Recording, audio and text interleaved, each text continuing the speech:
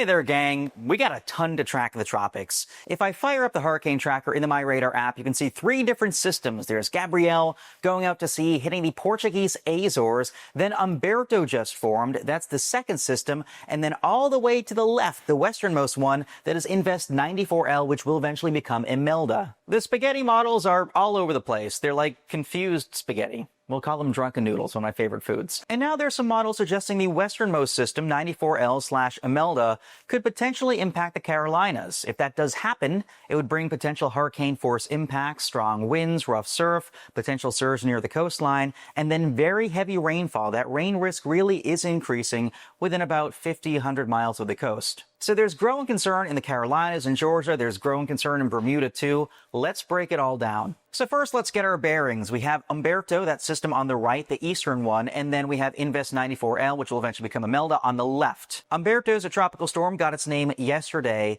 I'm noticing a big flare-up of convection, shower, thunderstorm activity near the center, and that's helping to intensify it. Now, models suggest it will become a major hurricane, Category 3+. And it could sideswipe Bermuda next week. I actually think it'll come closer than the Hurricane Center is forecasting right now. Now, the issue for us isn't really Humberto itself, but rather how Humberto plays a role on 94L/Imelda. That interaction is going to be key, because if those two get close enough, they might start to sort of dance around each other or influence one another. We call that the Fujiwara effect. Basically, 2 low-pressure systems spinning the same way will start to orbit one another, and either they'll kind of dance around each other, one slingshots the other, or one will be absorbed. The weaker one will be absorbed into the dominant circulation. We saw that pretty nicely with Odette and Saroja in 2021, and then Hillary and Irwin back in 2017 in the Eastern Pacific. We don't know yet how that will unfold or where that will unfold, so that leads to a lot of uncertainty in the forecast. I also want to take a look at MyRadar's wind stream graphic, showing basically the way the winds are going, because you'll notice Humberto has this nice closed circulation, but 94L, which will eventually become Imelda, isn't yet.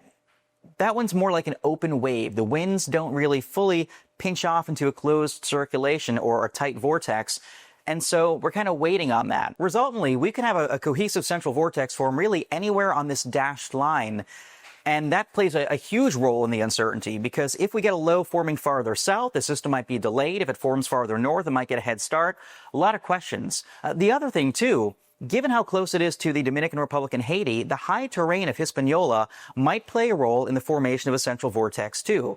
It could either shred the vortex, or could influence the vortex to form on one side versus the other, and that will play an enormous role once again in where the system eventually tracks. The Hurricane Center thinks we have a vortex right here, but I'm noticing all this convection, storm activity to the south, which might sort of tug the center southwards and give us a whole new starting location. And trying to model a system with the wrong starting location leads to compounding error with time. So I think we need to have a center form before we really have a good idea as to what's going to go on. And timing is key. I want to take a look at the Google DeepMind model, because it kind of shows the conundrum we're up against. If eventual Imelda is fast, it might have a chance to run into the Carolinas. But if it dilly-dallies and takes its time, it might get caught up by Humberto circulation and yanked out to sea. That latter scenario would hinge on a slightly slower Imelda, and Humberto basically yanking it, slingshotting it out to sea. But that would require a decently strong Humberto, and there's even an outside chance that the upper-level exhaust, the outflow from Imelda circulation, weakens Humberto a little bit, so Humberto would have less of a pull and less of a Fujiwara ability.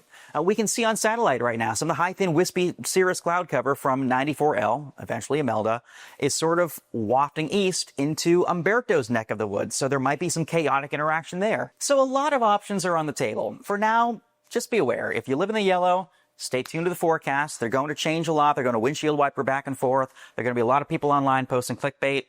Just pick a couple good sources, like us. My last concern. We also have this approaching upper-level low, pocket of cold air, low pressure, and spin that will be marching east out of the Tennessee Valley into early next week. That might sort of yank some of the moisture from 94L/Imelda and sort of draw it northwestwards, setting the stage for a heavy rain event if this system gets close enough.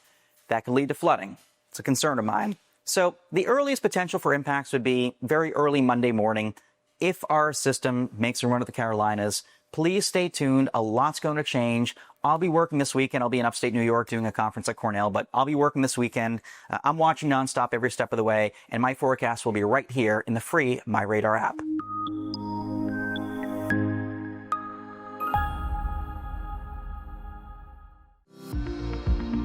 Follow MyRadar on social media: Facebook, Twitter, Instagram, and YouTube. Download MyRadar on iOS, Android, Amazon Alexa, and Windows.